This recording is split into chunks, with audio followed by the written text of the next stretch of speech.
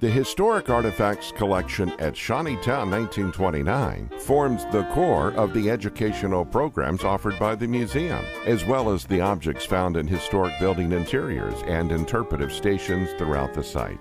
The museum follows the best practices recommended by the American Alliance of Museums in its acquiring, documenting, tracking, caring for, conserving, storing, and using the artifacts within its collection. When visitors experience the museum, they come into contact with historic artifacts in the museum's exhibits, 1920s period interiors, and the museum's outreach programs. Each artifact has a story to tell, so come with us behind the scenes to learn more about the museum objects at Shawnee Town 1929. This item is a lusterware cup and saucer, and it is representative of giftware that was available via catalog in the 1910s and 20s. Lusterware is a type of porcelain that's named after the type of finish where a metallic coating is put on the porcelain before it's fired, and that's what gives it this nice kind of glowing luster look. Luster is a really old finish. It was actually developed in Iraq in the 8th century. It was applied to ceramics of all types and fell in and out of fashion as times and trends changed. By the 1920s, lusterware was very popular. It was commonly made in England, Germany, and Japan. The lusterware from Japan was the most common. However, this particular cup and saucer was made in Germany. It was most likely ordered from a mail order catalog, such as the Sears or Montgomery Ward's catalog.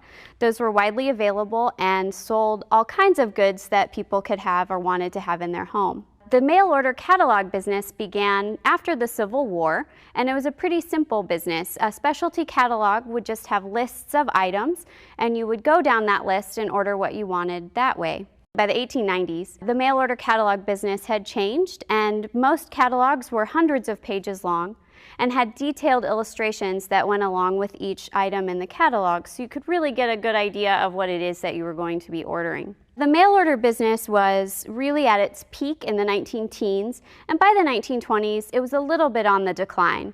Folks in rural areas, due to rural free delivery and parcel post, continued to order things via catalog, and so this item easily could have been delivered to a farm anywhere in the country. As the catalog started to fall out of fashion, brick and mortar stores opened, and so the Sears and Montgomery Wards that many of you remember in the mall grew out of that tradition. We still mail order shop today, we just do it a little bit differently. Our catalogs are frequently now online, and we shop from stores like Amazon.com, which were like the Sears or Montgomery Wards in the 1920s, where you can get just about anything. This is a Rojo gardener that was donated to Shawnee Town by the Schrager family in honor of Henry Hagedorn. Henry Hagedorn was Alvin Hagedorn's son, and Alvin moved to Shawnee in the 1930s, where he used this tool in his home garden at 57th and Halsey. This item is important to Shawnee Town because it's from our period of interpretation, and it was used right here in Shawnee. With this item's history and this item's tie to our community, this particular item is one that we will exhibit in different ways. It's not a hands-on item. This item is in very good condition. You can see that it still retains quite a bit of its original paint. Its parts are in good working order, and you can see that even the wood handle is nice and smooth. It was manufactured by the Rowe Manufacturing Company in Galesburg, Illinois. The Rowe Manufacturing Company was started in 1908, and they produced a large number of items that were useful to farms and households. They made ladders, gates, iceless refrigerators, specialty doors, and gardeners such as this one. The way that it works is you put it in your garden, and these 5 blades cultivate the soil while the front blades kind of churn stuff up. If you reverse this, it also works as a weeder to help keep the weeds out of your garden as well. Gardeners like this were extremely popular in the 19th and 20th centuries.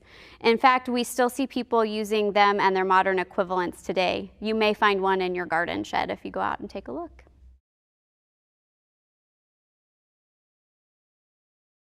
This document is a map of the property that was owned by the Hart family that was located at present-day 75th and Quivira. This map shows the property as it was divided for sale in 1926. Joseph and Wilhanna Hart moved to the Shawnee Township with their 2 daughters, Julia and Jenny, in 1878. At that time, they built a white clapboard farmhouse at what's present-day 75th and Quivira, and they lived on that farm for quite a few years. They were not subsistence farmers. The Harts were relatively well off, and they were farming more for the pleasure of it. They kept bees, they grew grapes, and they also raised turkeys on their farm. In 1926, the Harts decided to downsize their property and move to a house in town. At that time, they sold the property in two distinct chunks. The first and largest portion of the property was sold to William Gastel. The smaller portion of the property, the 19-acre portion, was sold to Victor DeCaney and his wife Irma. They bought the portion that contained that 1878 white clapboard farmhouse. The property also came with a garage, a chicken coop, a tool shed, and assorted other outbuildings. The DeCaneys were Belgian, and they had purchased the property so they could operate a truck farm, which was a common industry in Shawnee at that time. They grew fruits and vegetables that they trucked to the Kansas City River Market and sold wholesale to be shipped via rail all over the country. The DeCaneys acquired the property, and it was missing one key building that you need for a truck farm. It lacked a market shed. So shortly after they acquired the property, they built that building. That is where all the vegetables are processed for sale. They're washed, they're bundled, they're packaged, and it's from there that they leave and go down to the market.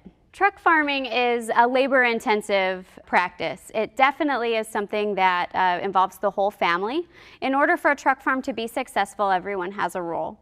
Children would work in the field before and after school. The wives and mothers would also participate working in the field, preparing the produce for sale in between their household chores. Truck farming is also a cash business. It was not a business that was subsistence farming. These were folks that were growing fruits and vegetables on a large scale, and they were preparing those vegetables, selling them for cash, and using that cash to buy the other things that they needed. They were buying feed for their livestock. They were purchasing trucks and cars for getting around town, and in addition, they were buying store-bought clothes for church and school and nice things for their homes. Here at Shawneetown, the farmhouse that was located on this property is the cornerstone of our 1929 interpretation. Visitors can come out today and see the farmhouse furnished as it was when Victor and Irma DeCaney lived there in the late 1920s. We hope you've enjoyed this brief look behind the scenes. For more information about Shawneetown 1929 and its collections, programs, and educational opportunities, please visit shawneetown.org.